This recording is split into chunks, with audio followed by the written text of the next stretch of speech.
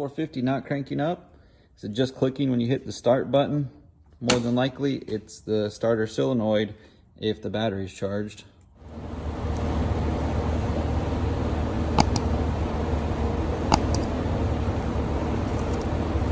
So there's one screw on this cover at the bottom.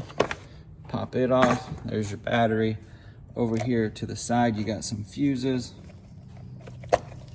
And then right under that here is the solenoid right there. So let's get that guy swapped out. You want to slide your battery out to the side. There's 10mm bolts on the bottom and one on the inside. We can move this box a little bit to slide off the solenoid.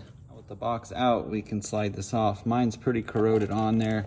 You might have to work around it with a screwdriver to free it up. Notice the connectors are identical. There's a little differences in the solenoid itself. A good idea to smear some dielectric grease in there.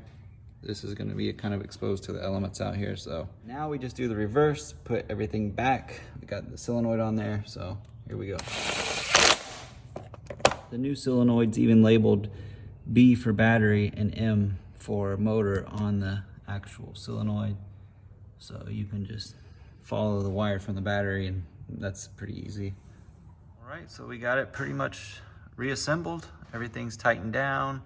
All the cables are on, got the fuses back on.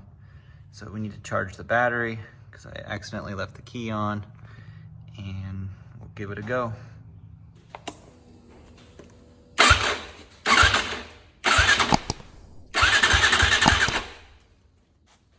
There you have it, no more clicking. 450 is ready to go.